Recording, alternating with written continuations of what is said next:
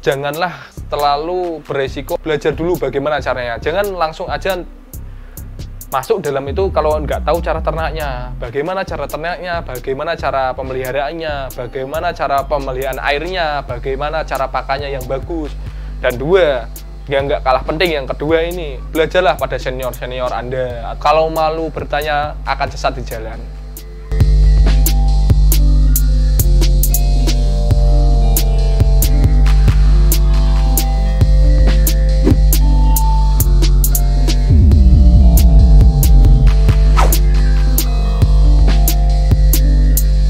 Nama saya Rian Widayat, usia 26 tahun, nama farm anak saya, Kinanti Fish Farm. Alamat Deka Demangan, Desa Pelantaran, RT 1 RW 6, Kecamatan Kaliwungu Selatan, Kap Kendal.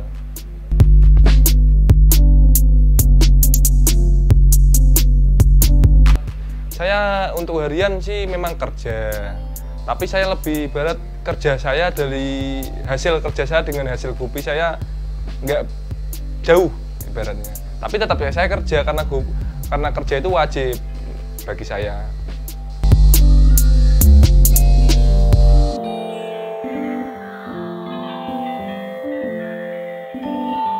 Dulu awal mula saya bermain ikan gupi itu saya beli dari orang Semarang. Namanya Pak Wibowo, Ari Wibowo. Dulu waktu itu kalau saya ingat-ingat sih, saya beli 2 strain, namanya Black Moscow dan Albino Full Red. Aku beli itu harganya itu dulu itu 200.000 2 pasang itu. Nah, dan jangka waktu itu 2017 aku breeding, pengalaman saya ya Mas. 2017 itu aku breeding sampai beranak, aku jual lagi, upgrade indukan baru. Ini menurut pendapat saya ya Mas, kalau ikan gapi itu kalau pengen jangan modal besar, ibarat belajarlah dari pengalaman dari kecil naik-naik itu akan suatu saat pasti akan hasil mengikuti. Dan sampai sekarang alhamdulillah saya sudah dapat rak, sudah dapat motor, sudah dapat bisa biaya keluarga tambahan karena memang income saya itu lebih banyak dari gapi daripada kerja saya, jauh. Ibarat 1/10, mungkin 1/20 dari hasil income lebih dari income kerjaan saya. Kan saya harian kan kerja juga pagi pulang sore. Nah itu dari gapi itu nggak bakal bisa kejar income dari, karena gapi itu saya fokusnya di eksportir sih Mas. Ya untuk lokal sih ada juga yang kalau mau beli ya monggo, tapi saya tidak lebih kedepankan lokal, lebih ke eksportir, tak ekspor semua. Alhamdulillah sih sekarang itu sudah ada reseller sih, reseller dari luar negeri itu dari Vietnam. Pasti setiap bulan tuh pasti ambil. Dari Vietnam, dari Peru, per bulan tuh ambil. Sama dari Filipina. 3 negara itu pokok utama dari income saya sampai sekarang. Biasanya tetap ambil, kalau biasanya yo dia cari sih jenis-jenis memang jenis-jenis yang langka di sana.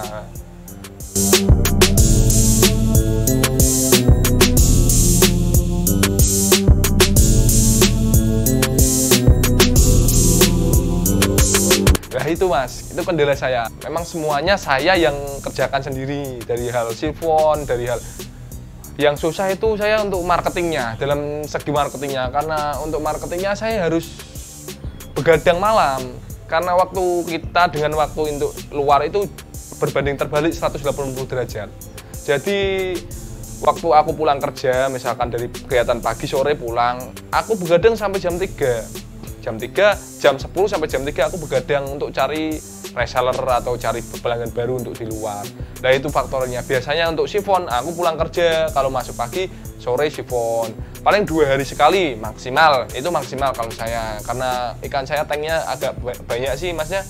1 tank tak kasihkan banyak itu 2 hari sekali. Nah yang jadi faktor saya itu kecapean itu sampai sekarang itu lah. Untuk ke depan sih rencana ya, karena saya punya planning atau prepare ke depannya pengen buka toko, saya mau full di ikan. Tapi untuk sementara karena saya juga Masnya belum bisa fokus di ikan semua, saya hanya memenuhi kebutuhan ekspor. Lokal itu jarang Mas saya jualan lokal Mas. Hampir paling orang-orang teman dekat aja yang beli. Tapi kalau online dari lokal kayak di kota-kota Indonesia itu memang saya jarang. Fokus ekspor saya. lebih, ibarat 1:9. Saya ekspor 9, lokal itu 1. Itu kalau persentasenya.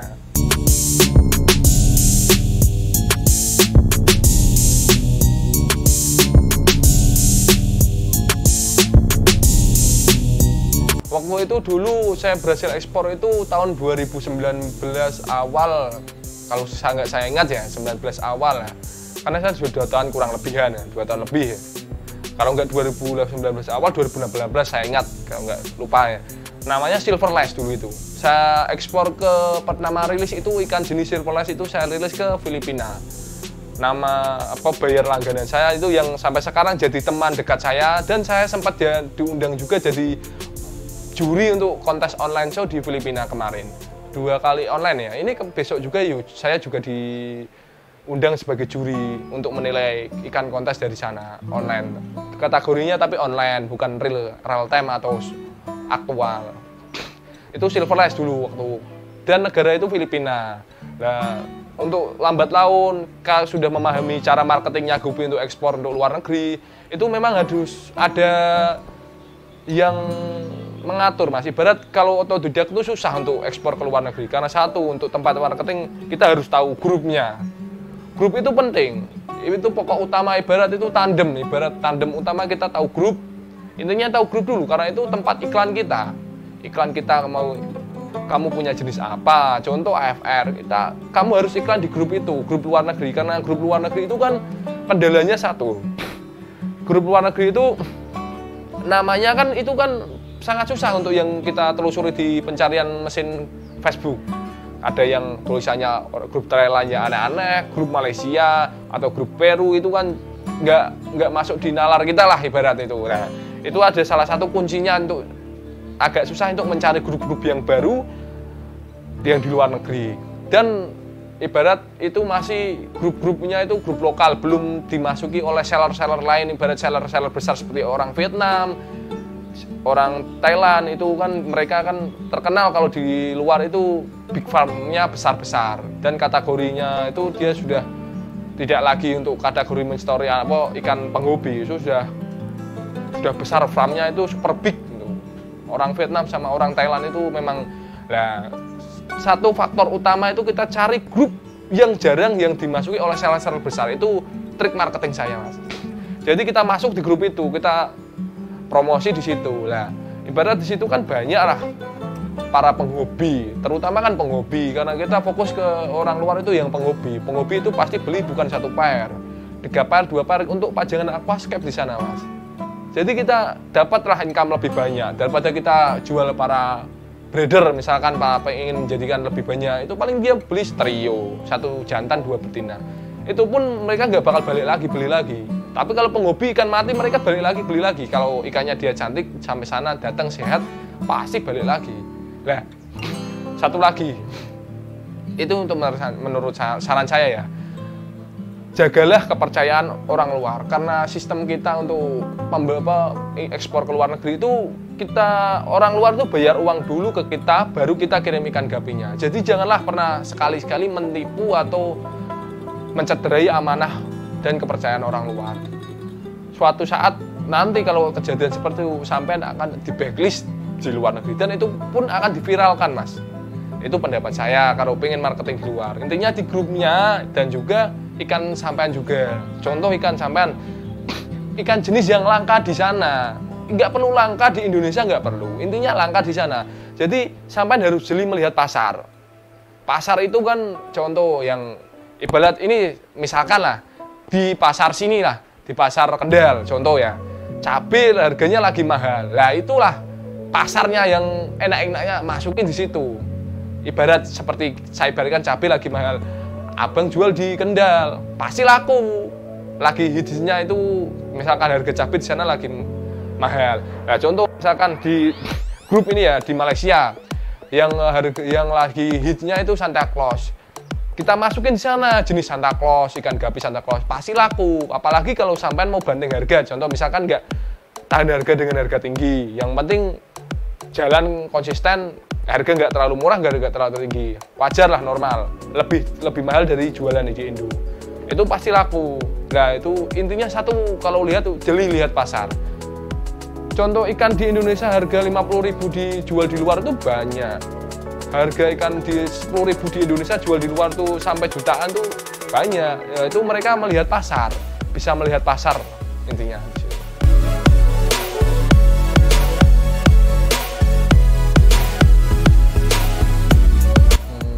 Kalau di luar negeri itu lebih dominan itu para penghobi sih bukan ikan kontes mas. Sebenarnya mereka lebih suka ikan-ikan yang cantik dan unik.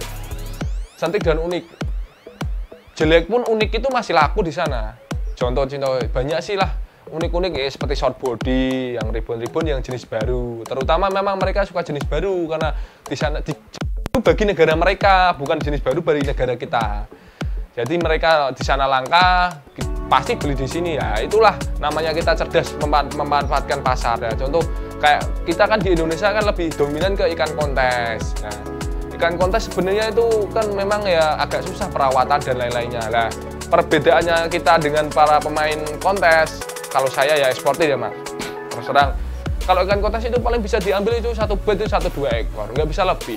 Kalau kita jual ke luar, hampir 80% ikan gabi kita pasti laku semua di sana. Jadi nggak ada yang tersisa, nggak ada yang dibuang atau yang apa. Karena mereka bukan mengedepankan namanya dari segi penilaian ekor secara detail, delta tail, big dorsal ataupun apa itu tidak. Dia menilai sebagai keunikan gapi dan satu yang langka di sana. Otomatis mereka akan suka karena anggapan mereka ikan rare di sana. Padahal di Indonesia itu banyak, breeder Indonesia sudah cetak itu banyak. Makanya aku lebih menyarankan untuk para pemula yang ini eksportir, lihatlah pasar dulu. Jangan sekali-sekali misalkan ya ini kan yang rare mahal, jangan dibeli mahal. Jangan, intinya pasar dilihat dulu. Jadi intinya pengenalan dulu.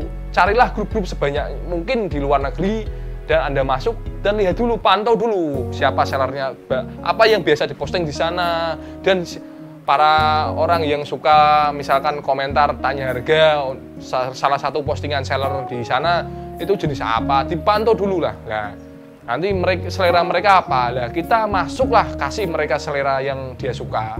Itulah sebenarnya pokok utama untuk marketing. Kalau dari saya, monggo kalau sampean kan saya punya cara pribadi masing-masing.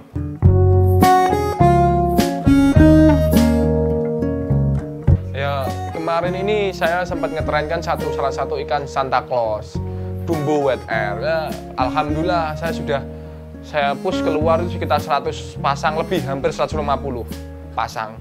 Sudah saya buang ke Malaysia, Singapura, Peru, Vietnam, Thailand, USA, Republik Dominikan. Nah, mereka banyak permintaan jenis itu Santa Claus. Ya, itu memang di farm saya sekarang yang paling banyak jenis itu karena peminatnya yang orang luar itu yang agak banyak itu yang jenis itu. Ya, saya perbanyakin dulu.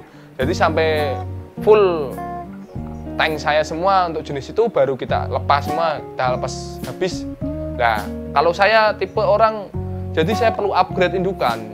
Jadi setiap 3 bulan sekali saya harus upgrade indukan, beli indukan entah dari Indonesia ataupun dari luar untuk sebagai strong eksis saya untuk pasar ke depan. Kalau saya mengandalkan cuma satu jenis itu aja, saya breeding terus ketinggalan zaman ataupun ketinggalan kereta. Kita masih di Semarang, orang-orang itu sudah di Jakarta kalau saya. Jadi saya memang kedepankan, saya sisakan dana pribadi untuk upgrade jenis di farm saya. Misalkan berapa untuk entah itu mau impor ataupun lokal, terserah. Tapi saya sisakan khusus untuk upgrade.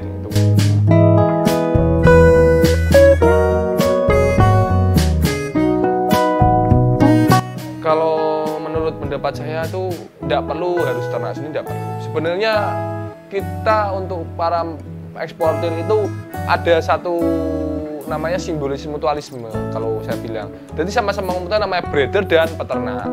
Ya kalaupun peternak itu paling 1-2 jenis, kalau semuanya nggak bisa ternak mas.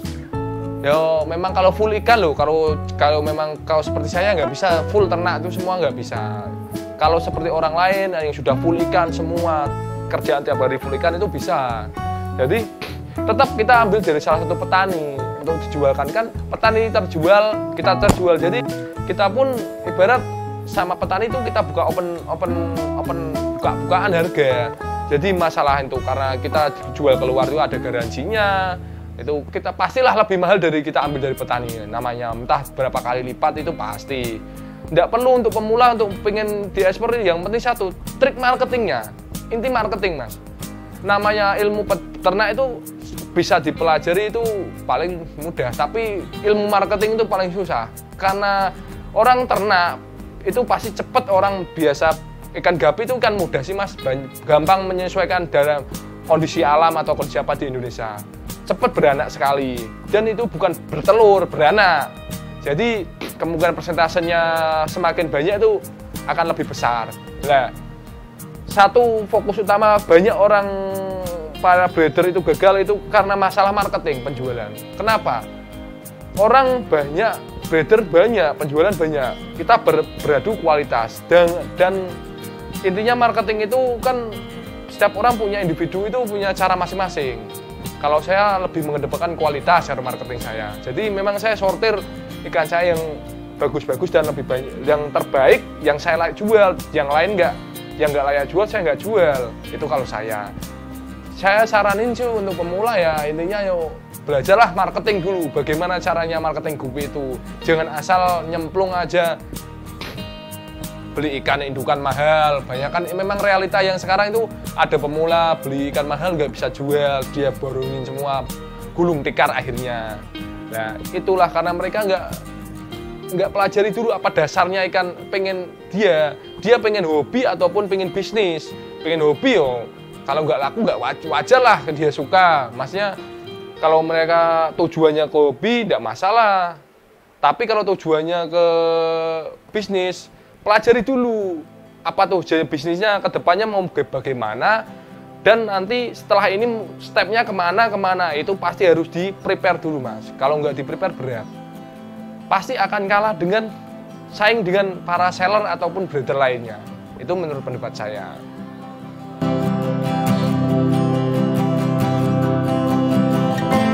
Alurnya satu, dari awal itu biasanya kita temukan satu buyer. Bila awal mula kan kita temukan buyer dulu, deal dengan buyer. Tapi biasanya buyer itu bayar kita dengan salah satu ada opsi Western Union ataupun PayPal. Biasanya pembayar dua lewat itu, ataupun bank transfer titip lewat transfer mereka sana. Jadi transfer sana transfer lewat kita rupiah. Lalu kita minta alamat dia, email, nomor HP, address, dan nama penerima. Kita daftarkan ke ada lebih dari 2 sih transfer di Indonesia, tapi transfer yang biasa yang dipakai oleh para eksportir itu cuma Joti dan Hermanus. Joti itu ada beberapa negara yang dia kerjasama dengan dia, atau contoh, nah kita masuk ke emailnya Joti, link emailnya dia, kita daftar formulir pendaftaran. Nah, masukkan email, masukkan lain-lainnya. Nah, biasanya itu ada waktu di jadwal pengiriman itu kan setiap bulan tuh ada keluar jadwal pengiriman itu ada closing date. Misalkan jadwal pengiriman untuk Jermani JS Beta transfernya tanggal 5, tanggal closing date-nya itu 3 hari sebelum tanggal 5 atau tanggal 2 itu jadwal pendaftaran terakhir. Habis itu tidak bisa daftar karena mereka untuk transfer juga butuh prepare persiapan. Dan ikan minimal itu H-2 sudah sampai sana. Jadi misalkan kita harus memang dealkan dulu dengan buyer transfer uang kita, baru kita bayar ke biaya berapa. Contoh ke Jermani itu 75.000 per ekor. Kita bayar misalkan ada orderan 7 ekor, 75 kali 7, nah kita bayar ke Joti itu. Nah, daftar kita nanti kita kirim ke Joti dengan nama dilabeli, biasanya di dalam packingan plastik ikannya itu nama buyer, seller, misalkan siapa, seller Rian Hidayat, buyer Schwarzenegger Jermani, terus transshipper country. Nah, dikasih list seperti itu, kita kirim ke Joti. Nanti Joti yang akan ngatur itu ngirim ke Jermani. Dan rule-nya pun jadi buyer transfer uang ke seller, seller transfer uang ke biaya pengiriman ke transshipper, dan transshipper nanti kirim ikan ke transshipper. Jadi bayar itu 2 kali, bayar biaya ongkir itu 2 kali, lokal dan kita bayar biaya lokal sana dari Jermani dan biaya pengiriman dari Indonesia. Nanti Jadi face to face antara transhipper dengan transhipper, baru transhipper ke buyer untuk pengirimannya. Nah, masalah untuk transhipper itu ada banyak sih, yang joti, yang kalangan yang sudah banyak dikenal orang para ekspor itu Joti dan Hermanus. Ada lagi sih untuk Peru transfer sendiri khusus, untuk Vietnam ada transfer sendiri Ronald, Peru itu Jimmy, dan ada satu orang lagi. Dan untuk transshipper Korea pun ada sendiri, orang Bogor. Nah, rata-rata itu mereka itu membuat jadwal. Jadi kita memang harus japri mereka, para transshipper itu. Karena transshipper itu sistemnya nggak bisa all time ngeladeni kita, chatting kita setiap jam atau setiap detik, setiap menit, itu nggak bisa. Jadi kita yang butuh, kita yang kejar dia. Karena rata-rata memang cuek, ibarat cuek lah untuk balas ya mereka. Makanya kita harus selalu aktif lihat jadwal mereka, tanyakan ke dia. Nah, kalau kita ketinggalan jadwal pun kita berat, karena ikan kita pasti tinggal dan otomatis buyer komplain. Nah, untuk masalah garansi, misalkan ini ada kejadian ikan kita yang dikirim ikan mati sampai sana, rata-rata itu seller itu menggaransi dead on arrival, garansi mati dalam pengiriman. Kita kirim ulang lagi, tapi buyer kita tarik biaya pengiriman lagi. Contoh, biaya pengiriman 1 ekor 75.000, dia tarik lagi $6. Kita ratingnya banyak kan pakai rating mata uang dolar USD. Buyer kirim lagi, makanya sebelum kita deal dengan buyer, jelaskan dulu masalahnya ke buyer. Bila ikan mati kita garansi, Anda bayar uang pengiriman lagi. Jadi jelaskan sedetail-detailnya ke buyer. Jadi kemudian hari bila ada kejadian yang tidak diinginkan, buyer tidak komplain. Nah, itu pasti buyer tidak komplain, kita puas, buyer bulan depan order lagi. Itulah kita menjalin beri suatu kepercayaan ke buyer dengan servis yang baik, supaya buyer tidak lari ke seller lain. Jadi bisa langganan untuk kita. Apalagi kalau kita dapat buyer seperti reseller atau dia sebagai reseller di sana penjual, dijual lagi enak. Jadi dia order pasti banyak dengan kuantitas yang tidak terlalu bagus, dia jual lagi di sana. Mereka tidak menginginkan kualitas ikan tidak terlalu bagus, tapi asal dia misalkan permintaan AFR, yuk AFR biasa pun dia mau, dia dijual lagi di sana. Itu pun tapi rata-rata kalau yang buyer seperti dijual lagi, dia nggak bisa beli dengan harga yang tinggi. Rata-rata yo harga kisaran antara 30 sampai 40, itu $40 sampai 50 maksimal. Nggak bisa antara 50 ke atas sampai 100, agak susah. Itu kalau buyer yang tipikal seperti dia mau harga tinggi, itu dia maunya minta kualitas yang benar-benar grade A. Nah, kita untuk eksportir pilih aja, mau main kualitas ataupun main partai bisa. Sama juga kita kayak jualan di lokal. Ada yang main kualitas, ada main yang jenis-jenis untuk harga partaian untuk dijual lagi. Apa saja itu yang penting kita fokus. Intinya kalau saya itu fokuskan. Dan salah satu faktor penting dalam memang eksportir itu, jalinlah komunikasi yang baik dengan buyer. Entah itu komunikasi apapun, jadi buat dia seenak mungkin dengan kita dan nyaman. Pasti fee-nya itu dia akan kembalinya ke kita lagi. Jadi puas mereka.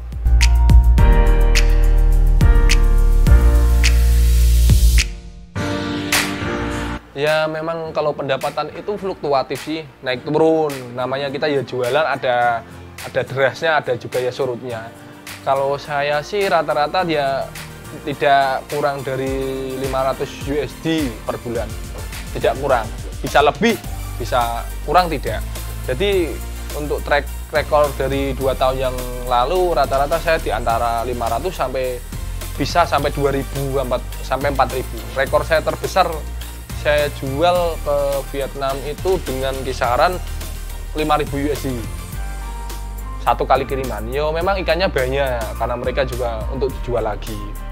Dan pencapaian terbesar saya yo memang untuk sekarang saya sudah bisa buat rak dengan murni hasil ikan gapi semua, rak dengan tank sekitar 100-an dan bisa dapat motor.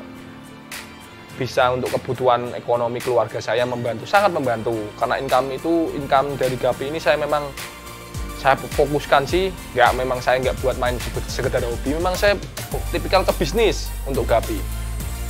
Nah, dapat motor, ya sedikit-sedikit renov rumah saya, bisa bantu keuangan orang tua saya.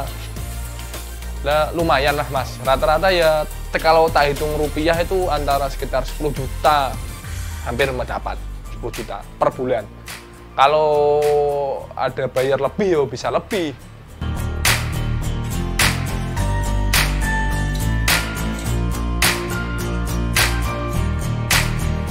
Yang momen yang paling saya males itu satu, biasanya itu komplainan buyer. Karena kalau buyer itu komplain pasti dia akan lari, dia nggak bakal beli ganti-ganti. Waktu itu saya ada satu kejadian komplainan buyer karena waktu itu kan COVID pas waktu di Vietnam, ikan juga nggak sedikit. Waktu itu kirim sekitar ikan 50 ekor waktu itu COVID, transshipper nggak bisa kirim ke wilayah lokasi buyer karena mereka di karantina wilayah. Di Vietnam itu kan ada COVID yang lagi heboh-hebohnya bulan-bulan 3 bulan 4 bulan yang lalu. Nah itu transshipper nggak bisa kirim ke si rumah buyer. Lah kejadian itu ikan pada mati lama mengendap di transshipper. Lah itu saya ganti ulang semua total garansi saya. Itu memang agak lumayan sih, banyak ikan 50 ekor. Tapi tetap saya pun komitmen saya ganti ulang semua karena untuk ke depan kan buyer itu pasti akan langganan ke saya lagi. Dan untuk momen yang memang saya yang seneng untuk untuk dunia Gapi ini, memang satu, saya memang hobi sih. Jadi enjoy aja dalam memelihara Gapi. Untuk kedepannya saya memang hobi, seneng. Kalau ya ada sedikit sisa ikan uang sisa, memang saya tetap beli juga Gapi jenis baru. Saya suka memang, saya pun beli juga, nggak semuanya breeding. Beri dari peternak, karena memang kita nggak bisa lepas dari peternak. Satu itu penting sekali, peternak itu teman saya misalkan contoh, ataupun kita tanam indukan ke dia. Jadi kita fokus beberapa strain aja, yang lainnya saya tanam ke teman saya. Nanti suatu saat sebulan sekali kita ambil lagi semua dengan diganti biaya pakan dan biaya lainnya kita bayar mereka, kita jual. Jadi kita bisa komplit, tapi karena memang untuk sekarang saya terbatas waktu sih, saya hanya bisa melakukan opsi seperti itu, tanam peternak.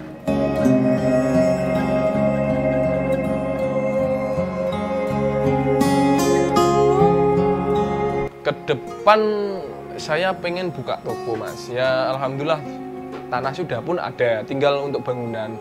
Target sih 3 tahun atau paling lama 3 tahun atau 4 tahun. Ke depan saya harus punya toko sendiri khusus ikan hias. Entah itu jualan akuarium, pakan, dan lain-lain.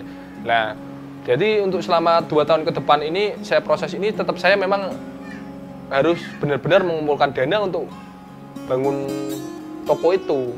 Karena prospek ikan hias itu memang ke depan itu sangat hebat. Dalam arti hebat itu, buyer itu tidak memandang harga, karena itu hobi. Mereka hobi, suka, pasti beli, mahal pun mau.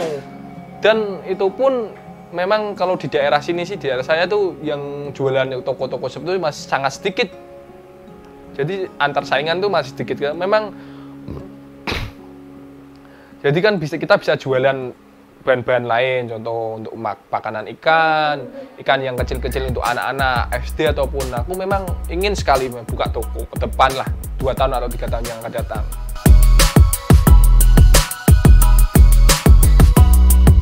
Kalau saran saya untuk ke depan para pemula yang pengen terjun di dalam dunia Gapi, saya memberi pesan satu, janganlah terlalu beresiko ataupun tidak belajar dalam suatu faktor tentang ilmu dalam Gapi. Belajarlah pada senior-senior Anda, ataupun satu dalam ternak, faktor ternaknya. Belajar dulu bagaimana caranya. Jangan langsung aja masuk dalam itu kalau nggak tahu cara ternaknya. Bagaimana cara ternaknya, bagaimana cara pemeliharaannya, bagaimana cara pemeliharaan airnya, bagaimana cara pakannya yang bagus.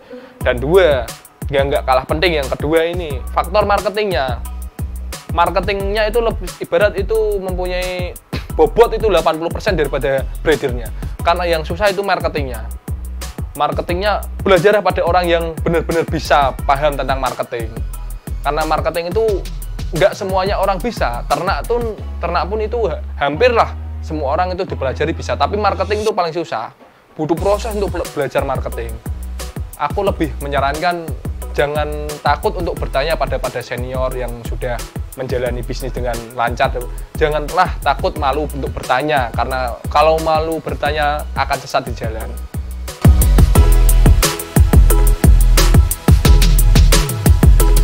Jangan lupa subscribe, like, dan tonton videonya ini. Akan ada lanjutan video lagi, akan saya share grup-grup luar negeri dan cara marketing yang real benar-benar dari nol saya ajari untuk dasar PayPal-nya, pembuatan PayPal, bagaimana cara iklannya ke luar negeri, akan saya upload di video selanjutnya.